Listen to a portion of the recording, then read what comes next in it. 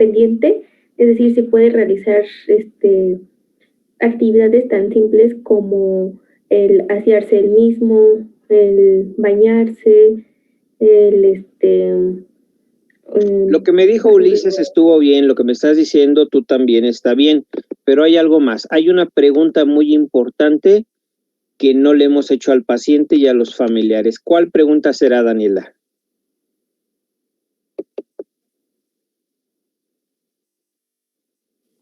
Hola, Daniela. Daniela Pérez. Pues podemos también preguntar si el paciente tiene algún síndrome como de caídas o de fragilidad, como si vive solo o cómo fue el mecanismo de caída. Exactamente, eso es lo más importante. La primera pregunta que debemos hacer es ¿por qué se cayó? Aquí lo importante no tanto es la fractura que haya tenido. Yo he tenido pacientes que se caen y se hacen un chipote en la cabeza. Tengo pacientes que traen una equimosis gigante en todo el tórax, las extremidades inferiores. Pero lo importante es por qué se cayó. Gustavo, platícame alguna causa por la cual se pudo haber caído este paciente. Por ejemplo, problemas cardíacos, doctor, que tenga... Podría ser, pero no es lo habitual. Lupita, terminó la sesión de belleza. ¿Por qué se cayó? Yo, doctor. No, déjame, Lupita tiene ganas de participar. Mira, la veo ansiosa por participar. Somos equipo. No, ahorita no, Yeret. Lupita, ¿por qué se cayó? ¿Puede ser porque tuvo algún vértigo? Sí, pudo haber sido un vértigo. Muy bien. Nancy. Igual, bueno, yo evaluaría la función del equilibrio y de la marcha con la prueba. Muy bien, Carlos, otra causa. Que se haya resbalado mientras estaba bañándose. ¿Por qué se resbaló el paciente? Pues, ¿Cuántos de ustedes no se han resbalado y no se han caído? ¿Por qué, Carlos?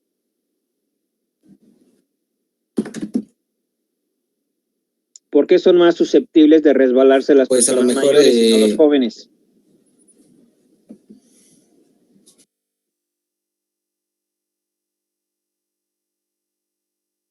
Porque tenemos, bueno, mi método del grupo de los jóvenes, yo no sé, pero yo ya me metí a ese grupo. Fíjense, cuando nos llegamos a resbalar, ¿qué evita que nos caigamos? Primero que tenemos más fuerza, ¿no? Y podemos jalar el cuerpo hacia cierto lado para equilibrarnos.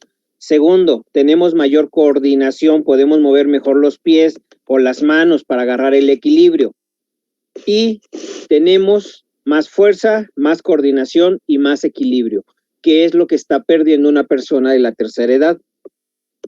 Y Ulises, eso es lo más importante del paciente que te están interconsultando. Tienes que ver qué es lo que está pasando que condicionó esa caída.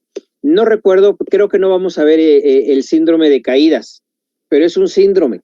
¿Por qué? Porque es multifactorial y es importante que aprendamos a evaluar a estos pacientes. ¿Y por qué les hago esta pregunta?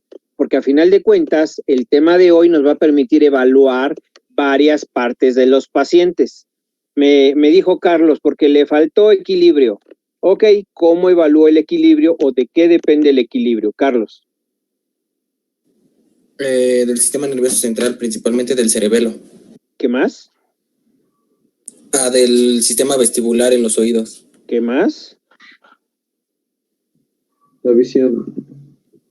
El equilibrio, imagínense que están caminando a través de una línea recta. Están caminando a través de una línea recta. ¿Cómo van? O cuando pasan por una viga o por un tronco en el bosque. ¿Qué necesitan? Sí, ciertamente. El oído me ayuda, el cerebelo me ayuda, la vista me ayuda, que son los tres centros del equilibrio que tenemos. Pero ¿qué más hace que no me caiga? La coordinación. Sí, ¿qué más? Cuando pongo las manos así, las voy balanceando. Cuando le estiro las manos y me voy equilibrando, ¿qué voy utilizando? La fuerza, los músculos, ¿verdad? ¿Cómo voy a evaluar la fuerza? Pues a través de las escalas. Otra cosa muy importante, las personas que tienen deterioro cognitivo no es un factor de riesgo para que se caigan. No necesitamos medir un escalón, qué tan profundo es, qué tan alto está, qué tan ancho está para poder evitar una caída. Todo eso es lo que tenemos que evaluar. Y cuando un paciente se cae, lo importante es ver por qué se cayó. Y si nosotros interferimos en esa parte, nuestro paciente va a estar protegido para evitar que se siga cayendo. Y si en esa primera caída no se fracturó, lo vamos a salvar de alguna otra caída. ¿A poco no, mi querida Gaby? ¿Verdad que sí? Sí, doctor. Ok, entonces vamos a empezar con tu plática. Ok. Voy a quitar mi cámara porque me parece que tengo conexión un poquito inestable, entonces para que no me vaya trabando, ¿va? Ok.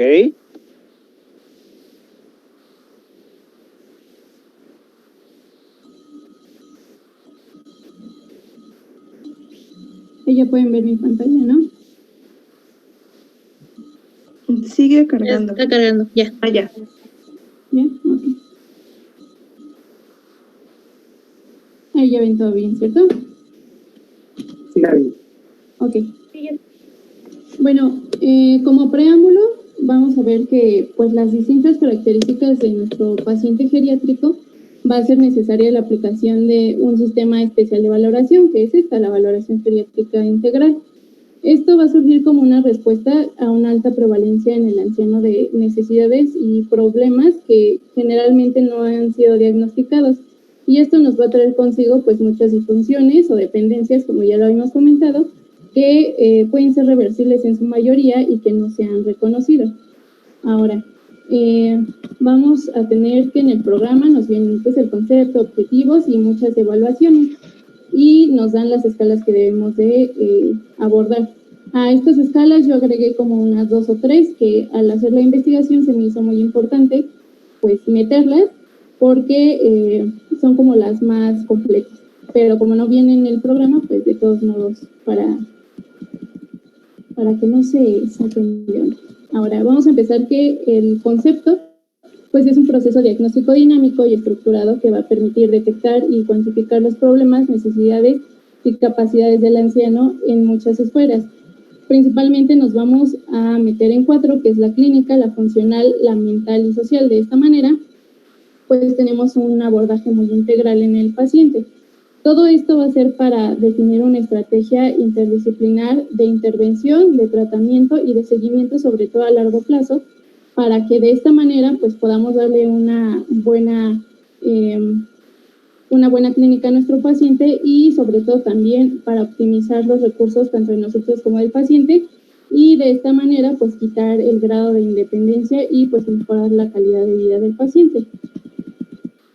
Ahora, para el médico va a ser la herramienta principal de trabajo, ya que nos va a facilitar el abordaje con diversos instrumentos que son las escalas de detección y valoración diagnóstica. Esto para conocer trastornos y dar como una valoración a través del tiempo. Estas van a tener muchas ventajas y dentro de las más importantes pues va a ser una objetividad y que nosotros podamos tener una buena comunicación entre los afectados, no solamente con el paciente, sino también pues con la familia. Esto nos va a dar una reducción pues significativa de este deterioro funcional en el paciente, la morbilidad, la mortalidad, la estancia hospitalaria y sobre todo optimizar todos estos recursos para mejorar integralmente la salud del paciente. De manera en que nosotros podamos ejemplificar como toda esta valoración y por qué es importante checarla como en estas 4 esferas, es que en la clínica pues tenemos estos síndromes geriátricos, procesos agudos, enfermedades crónicas, funcionales limitantes del movimiento, niveles de dependencia, que también nos va a estar muy correlacionado con la esfera social, que aquí pues es la comunicación entre el paciente, el médico, entre la familia, el cuidador primario y hasta un nivel mental donde podemos valorar trastornos conductuales o hasta una depresión que nos va a mermar pues la salud de nuestro paciente. Dentro de las ventajas que ya les había más o menos comentado, vamos a tener unos criterios para referencia, que hay muchas como criterios, pero esta es la que se usa generalmente en las valoraciones en los estratos como de institución, como el seguro, el IMSS. Tenemos una edad mayor de 70 años con movilidades, que eso es como una ver como las patologías y las enfermedades que tiene nuestro paciente, los síndromes geriátricos, como polifarmacia, deterioro funcional, depresión y todas estas, deterioro cognitivo, y estos deberán de reunirse como para que sean referidos al médico geriatra. Dentro de los objetivos, pues aquí junté de 2 libros, pero uno venían como más recalcados o se repetían más, y es mejorar la exactitud diagnóstica en base a nuestro diagnóstico cuádruple, que pues vemos que es clínica, funcional, mental y social. Descubrir estos problemas que son tratables y que no han sido diagnosticados, valorar como todos los problemas que puede presentar el paciente individualizado, la interrelación entre esos y dar una intervención ya adecuada a nuestro paciente. Esto para mejorar sobre todo integralmente la salud del paciente y a nivel institucional pues también tener estos recursos optimizados para las necesidades también de los médicos y de que haya un menor número de ingresos hospitalarios que pues cuesta dinero, y de institucionalizaciones que realmente no son malas, sino que la mayoría o a nivel nacional pues no están muy bien optimizados para los pacientes, y esto es pues algo que se quiere reducir. Ahora, para la valoración de éxito, debemos de tener unas consideraciones especiales. Esto es que la valoración va a ser un proceso continuo que se debe de guiar a través del tiempo. Es decir, que nosotros vamos a identificar los problemas actuales que veamos en el paciente y vamos a ver como posibles soluciones, pero sobre todo debemos de estar alerta para detectar qué otros trastornos o qué otros problemas pueden aparecer, ya sea por evolución natural o fisiológica, puede ser por las enfermedades que tenga el paciente o por las manipulaciones terapéuticas ya instituidas que tiene el mismo.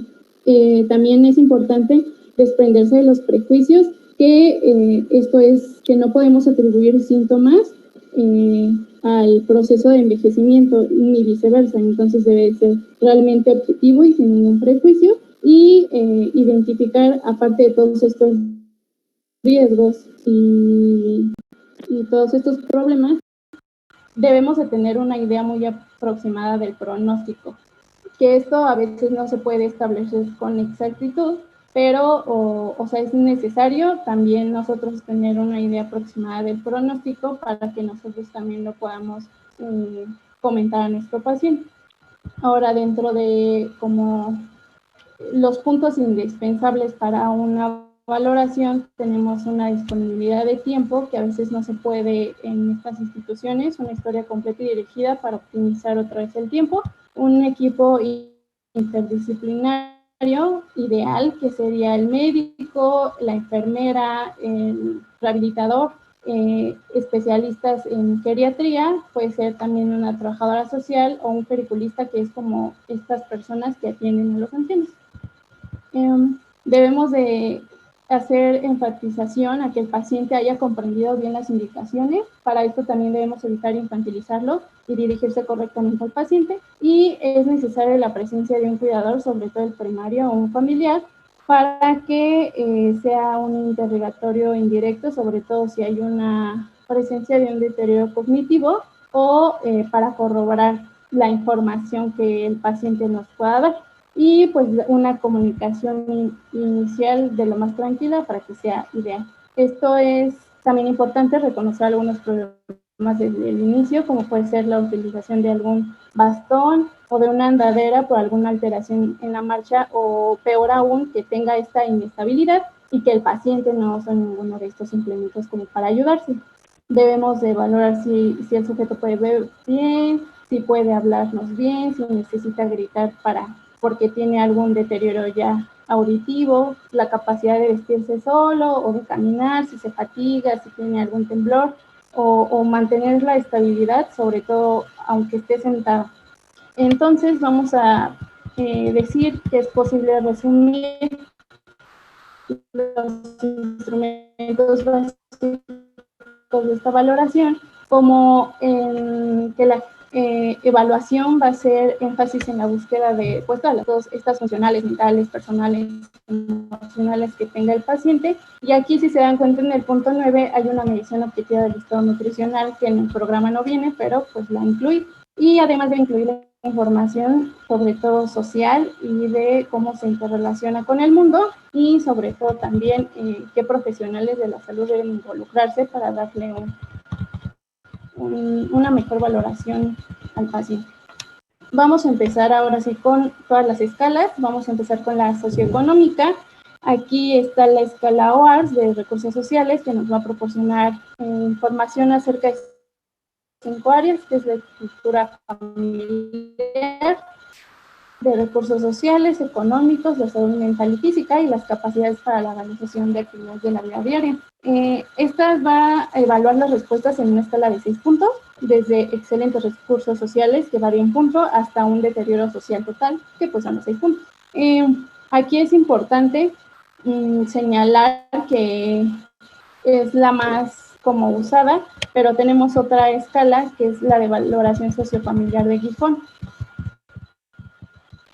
Esta también evalúa 5 puntos y la puntuación oscila entre 0 y 20, indicando una mayor puntuación, una peor situación social. Aquí se me hizo importante ponerla porque hay una versión abreviada o modificada que usa más, porque se suprimen unos ítems, que es la de las barreras arquitectónicas y la situación económica, porque se veía que se podía como preestimar tras una hospitalización, pero si nosotros tenemos de manera primaria a nuestro paciente, pues es recomendable pues tener toda esta valoración con la versión original. En esta se me hizo todavía más completa, ya que viene como el apoyo que le puede dar algún familiar, la situación económica en salarios mínimos, que nosotros lo podemos como implementar en diversas regiones, la vivienda y cómo pueden estar capacitadas para el paciente, las relaciones sociales, el apoyo, una red social y pues ya nuestra valoración. Vamos a pasar a la nutricional, que es la que le digo que no viene realmente en el programa, pero el estado nutricional pues va a ser una condición dinámica que nos va a acompañar durante toda la vida. El propio proceso de envejecimiento pues fisiológico, las alteraciones metabólicas, alimentarias, enfermedades que sean agudas o crónicas, el deterioro de las capacidades funcionales, que es el simple hecho de que él mismo se pueda alimentar, la polimedicación, y sobre todo también la situación socioeconómica pues va a influir de manera importante sobre el paciente. Aquí generalmente en los hospitales se ejecuta por un evaluador nutriólogo, pero también se debe hacer en esta población ambulatoria, y este instrumento va a constar de varias partes, como son las mediciones antropométricas, una evaluación global, una encuesta dietética, una evaluación subjetiva, que aquí pues es importante sobre todo corroborarlo con el cuidador, y indicadores bioquímicos.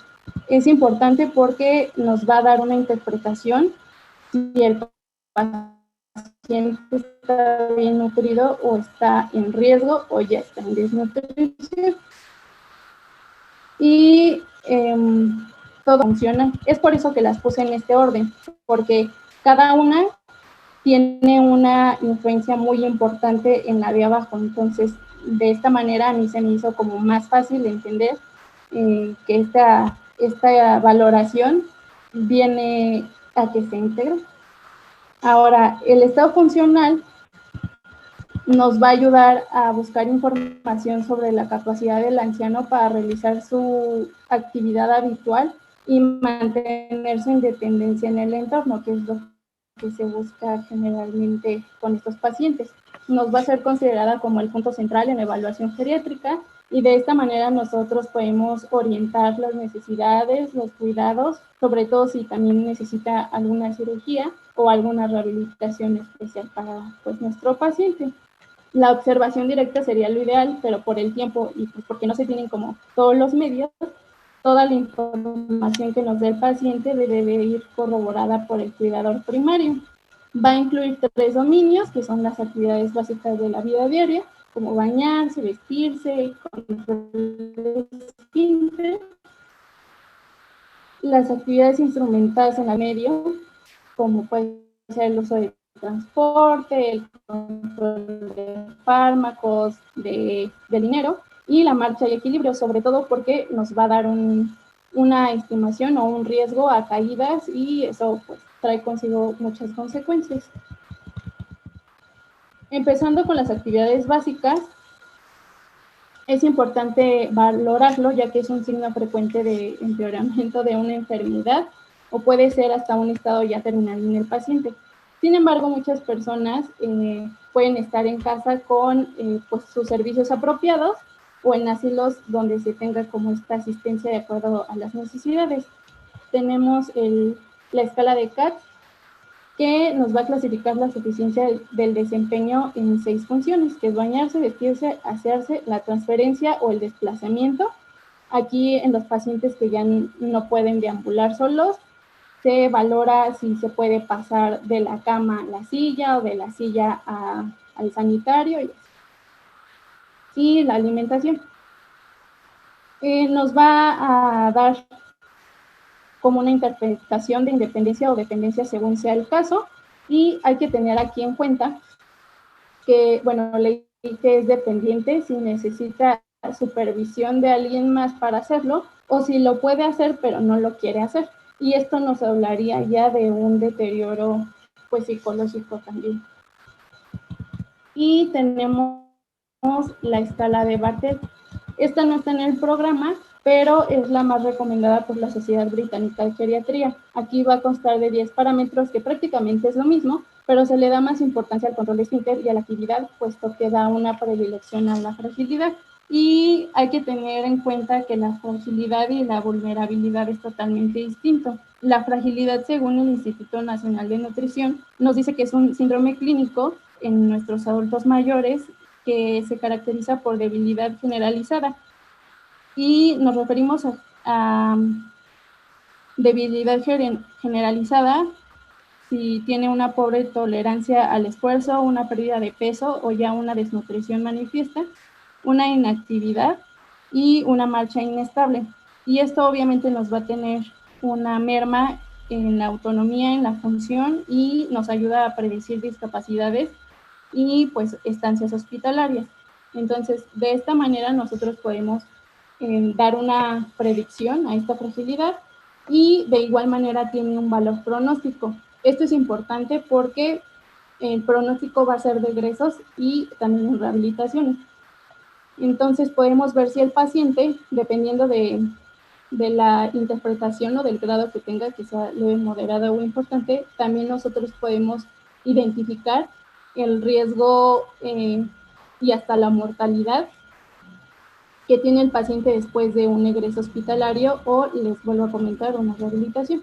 Entonces se me hizo más importante o más completa porque nos vienen ya valores de predicción. Pasando con las instrumentales, van a ser aquellas donde se interactúa con el medio, y esto va a tener una relación importante con el estado cognitivo del paciente. Vamos a tener que aquí se influencia mucho por el sexo, el entorno sociocultural y la ubicación geográfica, ya que pues no va a ser lo mismo en alguna área rural a una urbana, o a mayores ingresos a menores ingresos. Y aquí también es importante porque viene a consigo el aislamiento social, y esto va a darnos signos tempranos de demencia, de depresión, de algún deterioro, y pues en general nos ayuda a valorar este deterioro funcional.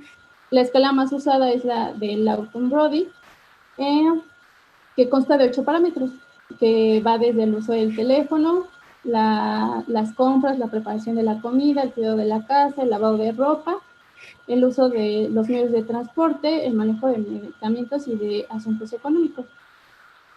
Y Aquí se le va a asignar un valor numérico y nos va a categorizar como independiente o dependiente.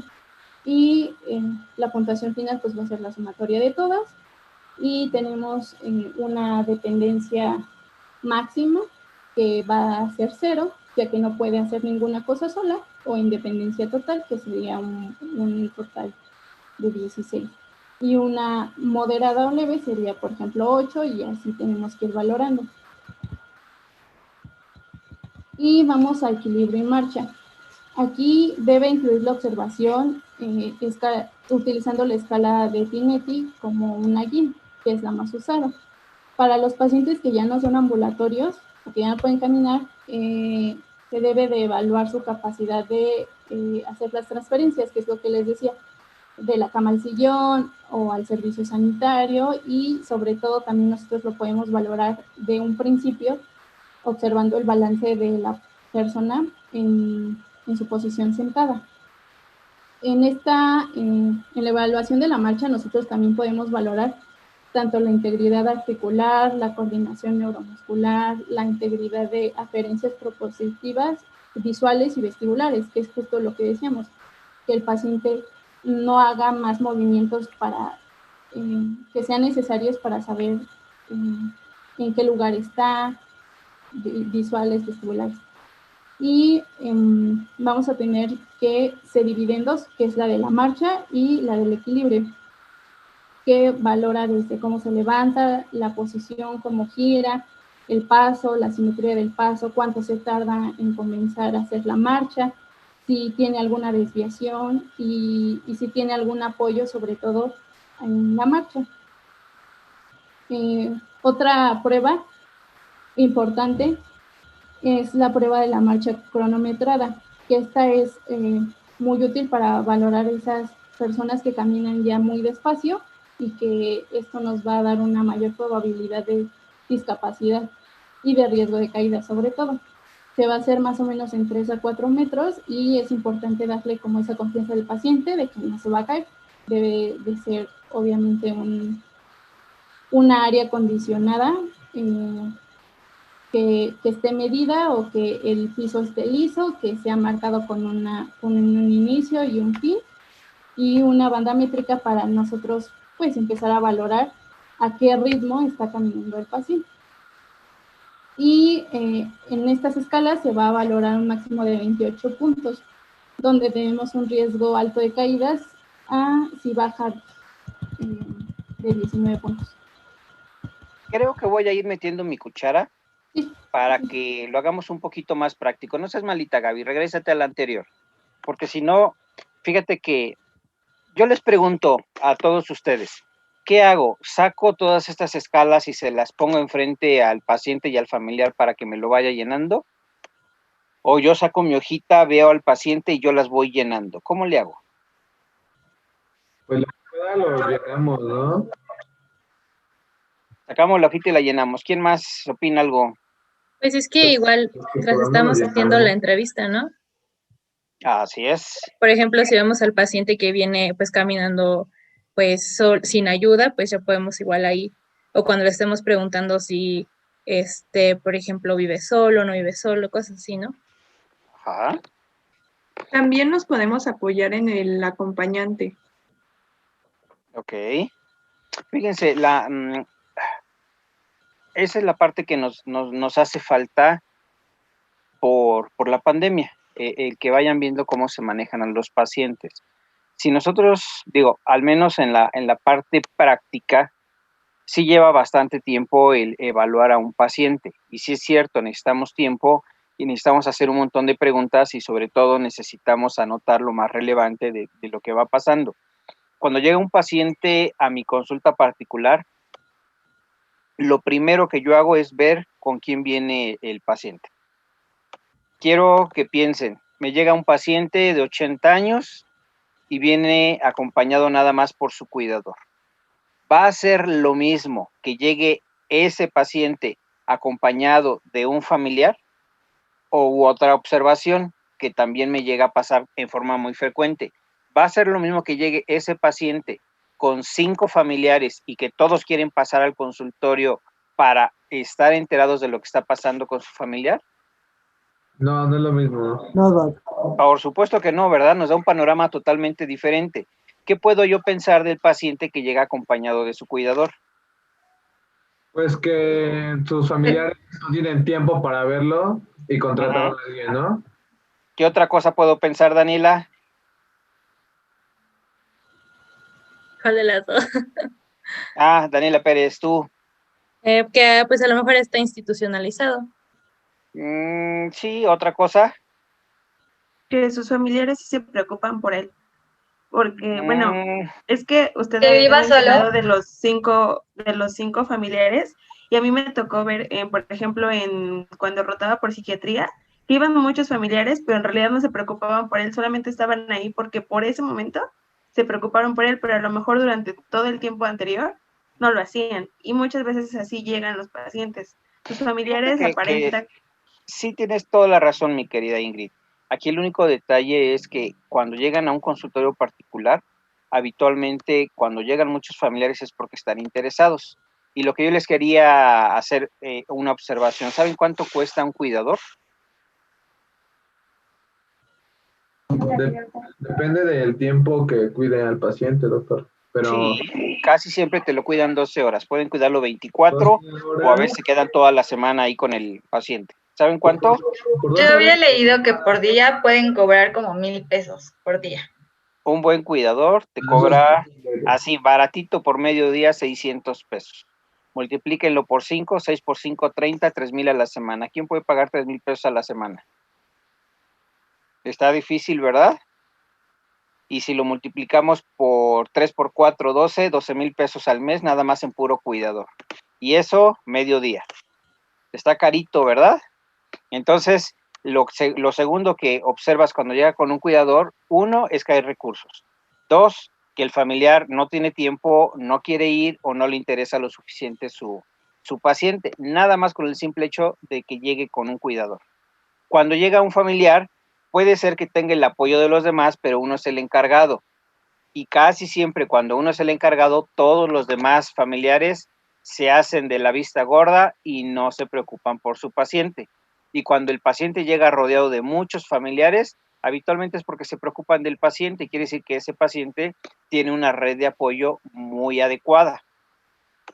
Entonces, desde ahí se dan cuenta de muchas cosas. La segunda cosa que yo veo es la forma como entran al consultorio y cómo se sientan. Efectivamente, hay algunos pacientes que hay que moverles la silla para que se puedan sentar. Algunos pacientes vienen en silla de rueda. Algunos otros pacientes, me ha pasado, se acercan hacia donde está la silla y chocan con la silla o chocan con el escritorio porque no ven bien, no miden bien o se andan cayendo. Todo, desde que llega el paciente, hay que estarlo observando. Y de ahí obtienen muchos datos en relación a todas estas escalas. Me interesa que todos aprendan todos los puntos de las escalas. No, no me interesa. ¿Por qué? Porque honestamente, uno, se nos va a olvidar. Dos, no es nada práctico estar sacando la hojita y estar llenando todos los datos, sino tienen que tener un concepto integral de lo que son las escalas, saber dónde las pueden encontrar y segundo, saber qué es lo que representa y poder hacer una abstracción por los datos que van a dar. ¿De acuerdo? Bueno, hola, hola. Sí, doctor. Ok. Correcto. Muy bien, mi querida Gaby. Sigue, por favor. Sí, doctor, gracias. Tenemos en familiar y del entorno que hay un especial interés por la situación del cuidador, que este también debe pasar por un proceso de duelo o adaptación y que pues también va a requerir algún apoyo, sea de su mismo núcleo social o por profesionales de la salud. Esto lo digo porque casi siempre se convierte el cuidador en el menos adecuado o indicado, como puede ser algún hijo o el divorciado o el desempleado que de por sí ya trae alguna carga emocional. Indagar acerca de la fatiga o el colapso del cuidador es uno de los objetivos de esta valoración y para eso nos ayuda la escala de Sarit. Esto es importante y no se debe de pasar por alto, ya que el paciente puede correr algún riesgo de abuso o de maltrato, y puede ser en diferentes escalas, que va hasta de una negligencia, algún maltrato físico, verbal, una manipulación de la economía o hasta el despojo de las mismas pertenencias de las personas. Ahora, tenemos escalas que son la resumida, y tenemos esta otra escala que es la versión original, y tenemos ahí todos los ítems. Generalmente, por cuestión de tiempo, pues se usa la escala reducida, y cada respuesta va a tener una puntuación de 1 a 5, y tenemos una ausencia o una sobrecarga intensa.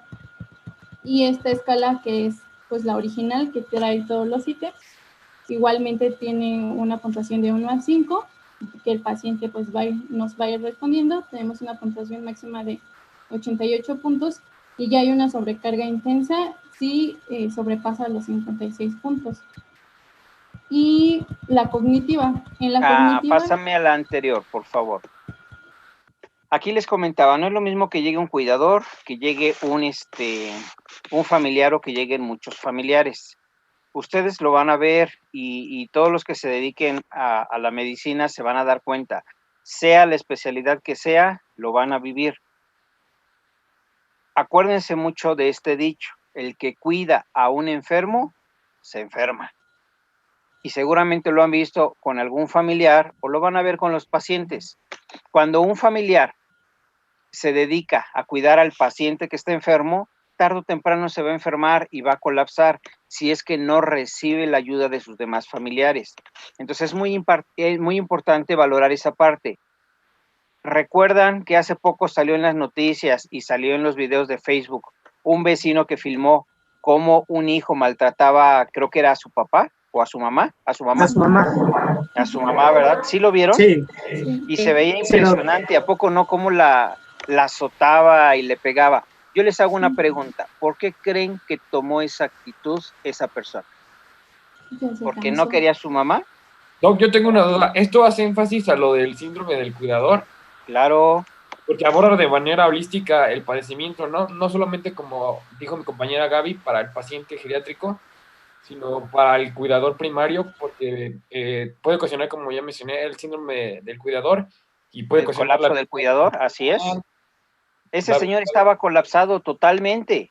Y honestamente, yo no sé si no quería a su mamá o si sí la quería, pero a mí me ha tocado ver familiares que le gritan a su papá o a su mamá, les han llegado a pegar y después llegan con un sentimiento de culpa que no pueden con él, pero tienen esas actitudes porque ya están enfermos, están súper deprimidos, están súper cansados y ya no pueden con el paciente. Y por mucho que quieran a su papá o mucho que quieran a su mamá, llega un momento en que explotan y obviamente pasan ese tipo de actitudes muy difíciles.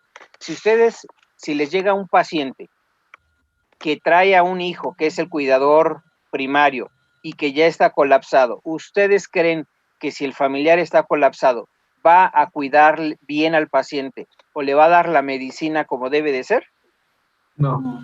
Por supuesto que no. Entonces lo debemos de tomar en cuenta, y me ha pasado. Esto también se les debe de quedar muy claro en sus cabecitas. La geriatría es cara.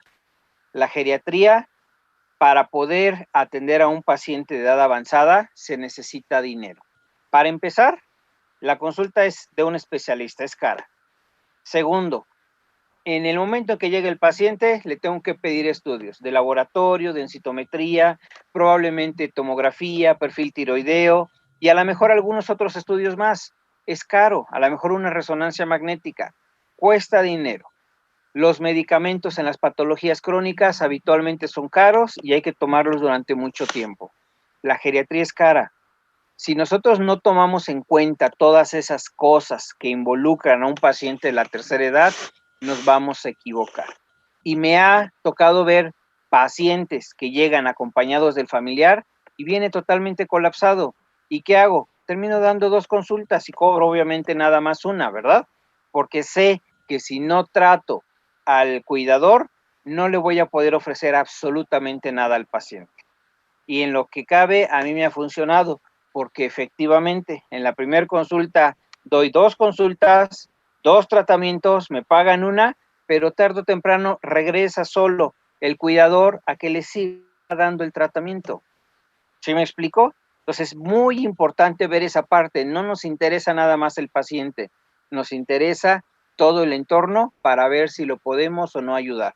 Y me ha tocado ver pacientes que viene el cuidador, está totalmente colapsado y yo sé que ese paciente no va a regresar porque no quiere tratamiento, porque ya está cansado y porque sé que todo lo que yo pueda hacer lo va a echar por la basura, porque no está de acuerdo, está enfermo.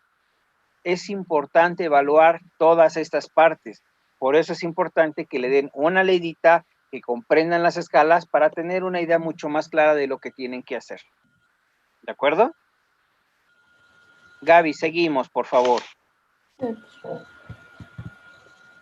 En la cognitiva tenemos el Mini-Mental y todos estos instrumentos van a ser test de cribado o tamizaje neuropsicológicos que son empleados pues para valorar de una manera rápida y breve un amplio espectro de funciones cognitivas y pues su tratamiento o su mayor abordaje.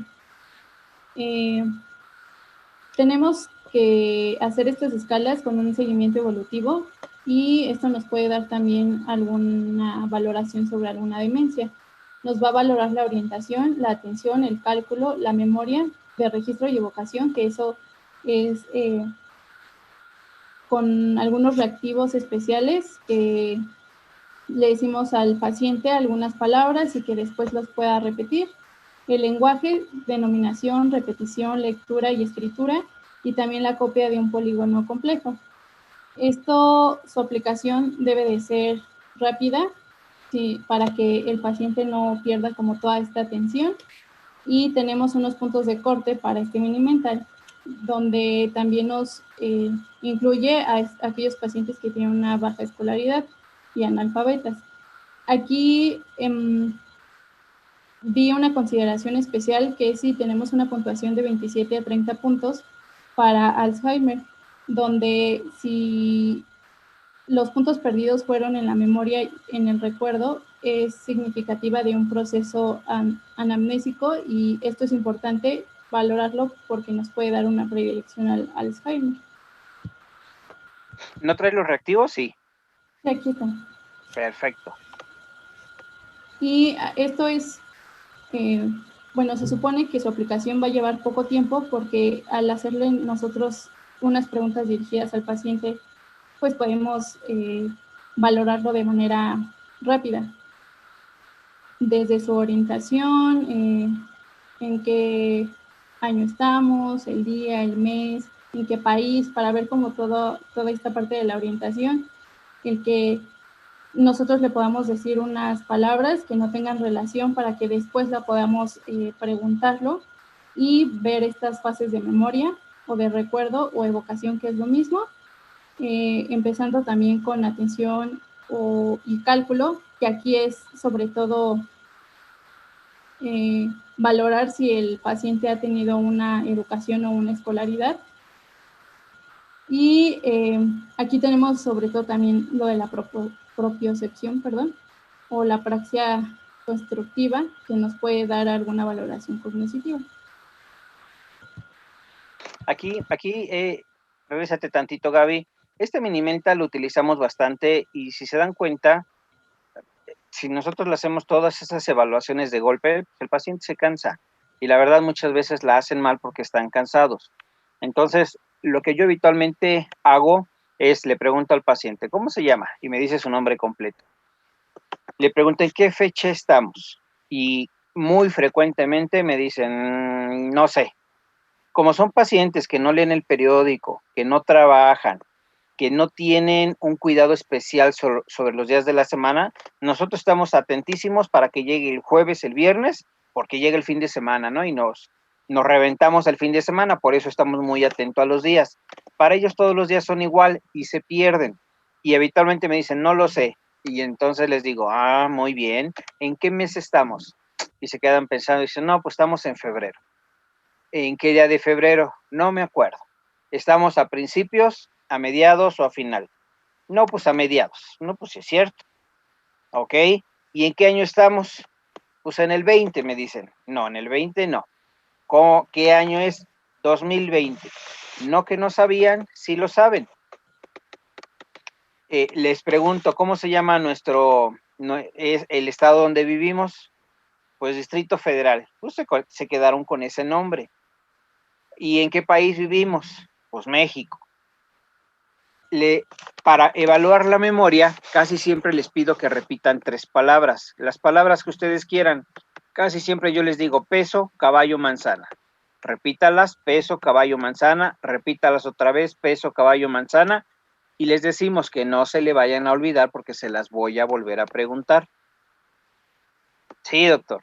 Y luego paso con la siguiente pregunta y les digo, por favor, ayúdenme a contar de 100 para abajo, quitando. Depende la escolaridad del paciente. Si les queremos complicar un poquito la existencia y son buenos con los números, les pedimos que quiten de 7 en 7. Ulises. Sí, doc. Cuenta de 100 para abajo, quitando de 7 en 7. Ay, doc. Soy malo. 100 menos 7. 93. Menos 7.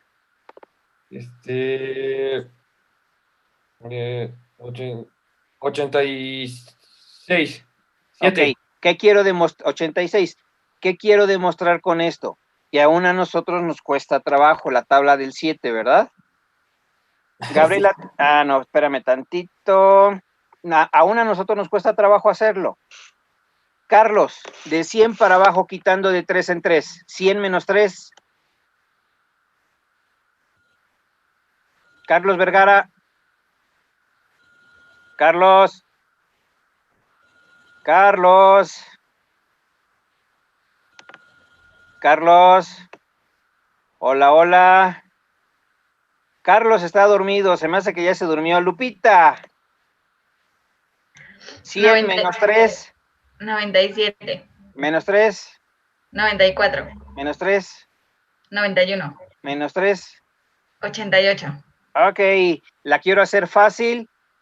Daniela Loyola, 100 menos 2. 98. Menos 2. 96. Menos 2. 94. Ok, tienen que evaluar la escolaridad del paciente, ¿de acuerdo? Entonces, si les quiero complicar la vida así como se la complica a su compañero, quiten de 7 en 7. Más facilita de 3 en 3. Y si la quieren hacer fácil de 2 en 2. De todos modos nos sirve para evaluar el estado cognitivo, ¿de acuerdo? Y ya que les pregunté los números, ahora sí les digo, Daniela, las 3 palabras que les dije que no se le fueron a olvidar. Ándale, ya se te olvidó, ¿eh? Te agarré en la movida, estabas descuidada. Peso, caballo, manzana. ¿Te acuerdas? Sí, ¿verdad? Ok. Casi siempre lo más importante, acuérdense, es, en este caso, a veces con preguntas tan sencillas, uno que ya tiene un poquito más de experiencia, te das cuenta del deterioro del paciente y no tienes que hacerle toda la escala. Pero algo muy importante, ¿alguien de ustedes recordará las características de un problema de tipo demencial, que es donde utilizamos más este Mini-Mental? ¿Se acuerdan la definición de demencia? ¿Alguien? No. Bueno, la demencia se caracteriza por las siguientes cosas: afasia, apraxia, agnosia y pérdida de la memoria. ¿Qué significa esto? Uno, que pierden la memoria, lo podemos ver con las palabras. Afasia, que no pueden hablar en forma adecuada, se les olvidan las cosas. Apraxia y agnosia, quieren decir que tienen la incapacidad para ejecutar actividades anteriormente reconocidas. Por ejemplo, cuando les enseñamos unas llaves o les enseñamos esto y les decimos, ¿qué es esto? Muchas veces nos dicen, es para hablar por teléfono. Sí, pero ¿cómo se llama? Es para hablar con otras personas. Sí, pero ¿cómo se llama? Tienen una apraxia y una agnosia, no reconocen lo que están viendo. Y cuando les preguntamos, esta figura, por ejemplo, ¿sí alcanzan a ver los pentágonos? Los pentágonos están entrecruzados. Lo que evaluamos en esos pentágonos es el cruce de los vértices de ambos picos. Y es bien curioso, porque ustedes ven la figura y seguramente la pueden copiar bien, ¿verdad? Pero cuando se lo ponen a un paciente que tiene un deterioro cognitivo severo, no pueden hacer esa figura, y es bien curioso cómo no pueden. Esta figura, ese ángulo, aquí a veces hacen la figura muy fea, pero respetan el cruce de los vértices, se da por bueno. Esto tiene una alta sensibilidad para cuando una persona no lo puede hacer, pueden tener una alta sospecha de que esté cursando con una demencia degenerativa, de tipo Alzheimer. ¿De acuerdo? Entonces es muy importante que vean los reactivos y los vayan haciendo poco a poco para que se vayan acostumbrando. Pero sí es importante que si quieren evaluar el estado cognitivo, pues ya saben, el mini mental de Folstein. ¿De acuerdo? Ok, mi querida Gaby, seguimos. Y ya por último tenemos la psicológica. La depresión, pues tenemos que va a constituir un cuadro heterogéneo que tienen pues ciertas características diferenciales. Aquí es importante también valorarla porque tenemos que influencian mucho los factores psicosociales, que pueden ser hasta pues las dificultades económicas, el aislamiento social, lo de los cuidadores, la pérdida de seres queridos, y pues van a desempeñar una función muy importante en toda la economía de nuestro paciente. Vamos a tener que, para valorarlo, tenemos la escala de depresión o de YESABE, que va a estar formada por 15 preguntas, son 10 positivas y 5 negativas. También aquí nos viene que debe de ser rápido para que el paciente no se distraiga, que no se fatigue y que nada más nos responda porque sí, o sobre todo también ver la relación con el paciente, porque si es un familiar y a veces no es una buena comunicación o una buena relación familiar, los pacientes no van a contestar verdaderamente por miedo a que el cuidador o el familiar pues tenga alguna repercusión sobre ellos. Aquí un puntaje mayor o igual a 15 va a ser diagnosticado como depresión, y vamos a tener como puntos que en general cómo está, si está satisfecho con su vida, con sus tareas, en qué está gastando su tiempo, y sobre todo pues los temores esenciales que tiene este grupo pues, de ancianos. Edgar. Sí, Doc. ¿Estás satisfecho con tu vida? Sí, Doc. ¿Has abandonado muchas de tus tareas habituales y aficiones? No. Ah, sí, y ahorita con la pandemia. Bueno, más o menos. ¿Sientes que tu vida está vacía? No. ¿Te sientes aburrido? A veces. ¿Te encuentras con buen humor la mayor parte del tiempo? Sí. Ok. ¿Sientes que algo malo te puede ocurrir? No. Ah, ¿no? ¿Y no tienes miedo de que te dé COVID? No, bueno. Tienes razón. Ah, ¿verdad, condenado? ¿Sí se dan cuenta que las preguntas son medias tendenciosas? Digo, estaba ahorita buscando en el temario si vamos a ver el tema. Gracias, Edgar, nada más era puro cotorreo.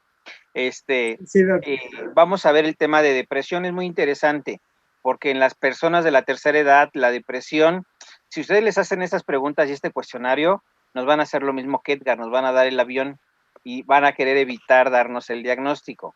Entonces es muy importante en la persona de la tercera edad como que encontrar los puntos álgidos que tenemos que buscar. Y nada más les adelanto rápido el tema. En las personas de la tercera edad, uno de los primeros signos o síntomas que tenemos, uno, es inversión, alteración del sueño. O duermen mucho o no pueden dormir en las noches. Segundo, empiezan a tener un carácter habitualmente irritable, cosas chiquitas y se empiezan a enojar. E incluso los familiares dicen, oye, es que está muy enojón últimamente. Y tercero, empiezan a tener problemas de la alimentación, o comen mucho o no quieren comer. Esos son los 3 puntos muy importantes en una persona de la tercera edad. Y habitualmente no va a pasar lo que pasa en personas jóvenes como ustedes, que cuando están tristes, pues se meten a su cuarto, lloran, no quieren hablar con nadie, se ponen tristes. ¿Sí me explico? No es un cuadro tan florido, es totalmente diferente y a veces pasa inadvertido. ¿De acuerdo? Entonces, va a ser muy interesante, lo vamos a retomar esto un poquito más adelante con ese tema, pero la depresión en el anciano es un tema muy frecuente y muy bonito, porque cuando ustedes le ayudan a las personas de la tercera edad, ven un cambio, pero tremendo. Gaby. Ya acabamos, doctor. Ahí les puse un link por si quieren ver, porque hay muchas escalas, pero las que puse son las más usadas. Son las más representativas, ¿no? Y vuelvo a insistir, no me interesa que las sepan todas, pero sí quiero que las conozcan para qué son cada una de ellas, ¿de acuerdo? Yo algo que hago mucho es, yo tengo mi consultorio, tiene 2 áreas, el área donde está el escritorio y la sala de exploración. Siempre que voy a revisar un paciente me salgo primero, y es un pequeño pasillito como de 15 pasos. Entonces me paro frente a la entrada de la sala de exploración y me fijo cómo sale el paciente y cómo va caminando. Y ahí evalúo fuerza, coordinación, equilibrio y marcha. Y con eso tengo un panorama muy amplio de lo que va pasando. Y me ayuda mucho. Y vuelvo a insistir, desde que entra el paciente, nos decía un maestro, desde que el paciente abre la puerta, te das cuenta qué patologías puede tener. Un paciente con artritis reumatoide, ¿cómo abren las puertas? ¿Los han visto? ¿No? Intentan agarrarlas así y las abren así, porque no pueden sujetarlas en condiciones normales. O muchas veces las de palanca apoyan toda la mano para poder abrirla. Con eso ya saben que tiene artritis reumatoide. Entonces, el paciente se empieza a evaluar desde el momento en que entra a su consultorio. Y eso es lo malo de nosotros. Y lo bueno al mismo tiempo. Desde que vamos en el micro, en el metro, en la calle, vas viendo a las personas y las vas diagnosticando. Y así que desde ahorita, hombres, diagnostiquen a la mujer con la que se van a quedar. Mujeres, diagnostiquen al hombre con el que se van a quedar. Y si pueden, háganle una historia familiar completa para ver su carga genética. Y no es broma, es en serio. Es muy importante. Ok, ¿dudas o preguntas sobre este tema? Les pido, por favor, conocer las escalas para qué son y conocer algunos de los puntos, porque se las voy a preguntar, ¿de acuerdo? Si yo te digo, Alondra Pech, quiero hacer una evaluación en un paciente que tiene un síndrome demencial, ¿qué escala le aplico? Al Mini-Mental de Holstein. Ok, tengo un paciente con síndrome de caídas, Karen Morales, ¿qué escala le aplico? Es el de Tenity. Ajá. Lupita, tengo un paciente que está en un asilo, ¿qué escala le aplico?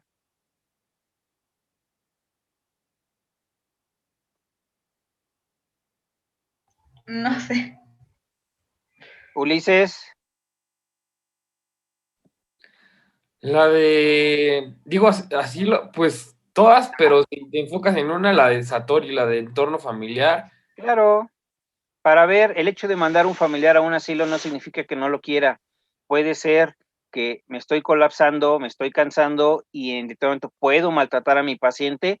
El hecho de que yo lo mande a un asilo donde lo van a tratar bien, donde lo van a cuidar, le van a dar sus alimentos, van a estar al pendiente de él, significa que lo estoy enviando a un lugar porque lo quiero y también necesito la ayuda. ¿Sí me explico? No necesariamente porque me quiero deshacer de él. Muy bien, mi querido Ulises. Entonces, deben de conocer las escalas, léanlas, analícenlas, y no quiero que se las aprendan todas. Quiero que sepan utilizarlas. ¿Quién habló? Yo, ¿Sí? Nancy. Yo tengo una duda.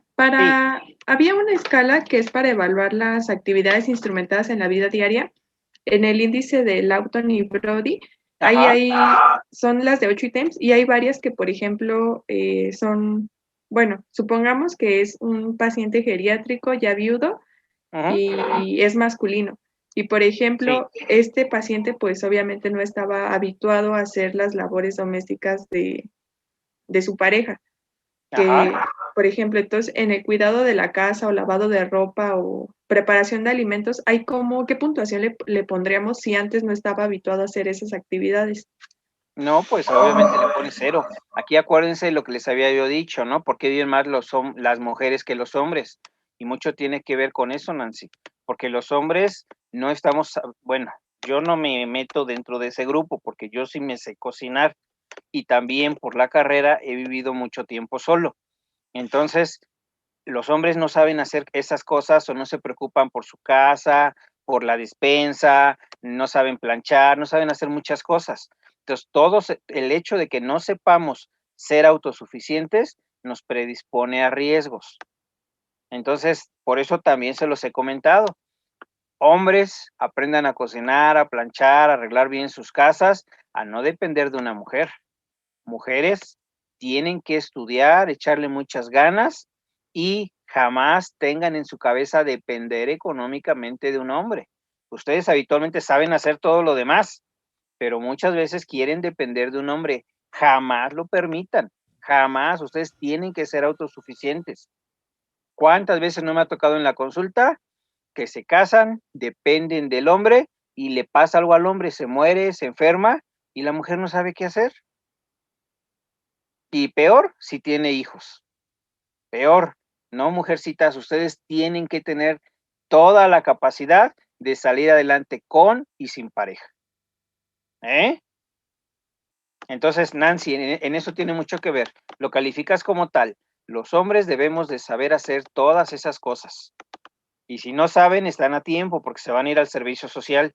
Y si les toca lejos, Ulises, Rodolfo, Gustavo, Carlos, David, si se van lejos y no tienen la suerte de tener una comunidad que los invita a comer todos los días, van a sufrir. Van a sufrir. ¿De acuerdo? Y mujercitas, a veces no les gusta cocinar. No es que les guste, es que tienen que saber hacerlo por necesidad. ¿De acuerdo? ¿Alguna otra pregunta? Y esa escala, la de Katz y la de Lawton Brody es bien importante, pero bien importante. ¿Cuáles son las actividades de la vida diaria? Alondra.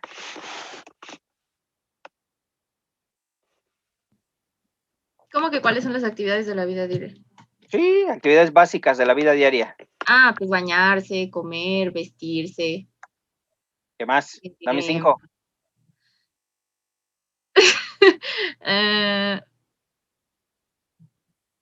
Ayúdale, Cintia Vargas. Claro, ¿qué más? Bañarse. Por eso ya lo dije. Movilizarse.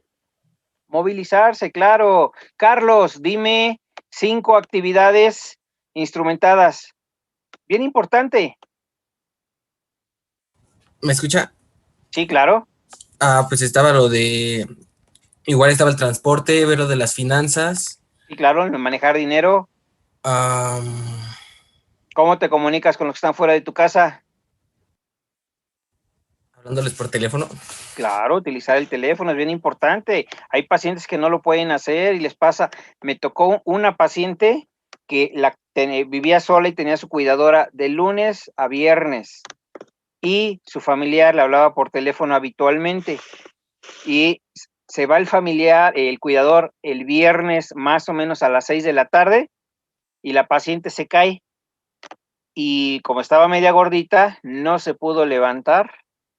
Se quedó viernes en la tarde-noche, sábado, domingo y hasta el lunes que regresó el cuidador, la encontró pipiciada, poposeada, con hipotermia y todo lo que se puedan imaginar. ¿Se imaginan eso?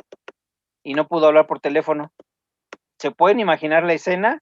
La paciente terminó en el hospital totalmente deshidratada y en unas condiciones terribles. Terribles, ¿sí? ¿Me explico? Entonces, por eso es importante evaluar las actividades instrumentadas. Jessica, 2 más, me faltan. ¿Ya dijeron las compras? Bueno, No. salir a comprar, lavar la Comprar, ropa, muy bien. cocinar. Hacerse la comida, muy bien. Entonces, muy importante que sepan esas, lo que es el Minimental, las actividades básicas de la vida y las instrumentadas, es muy importante que las conozcan, ¿de acuerdo? Muy bien, ¿dudas o preguntas? No bajen la guardia, tienen que seguir estudiando. Todos los temas los tienen que estudiar. ¿Va que va? Descansen, bonito fin de semana, nos vemos el martes. Gracias, Doc, igualmente. Doctor, igualmente. Hasta luego, adiós.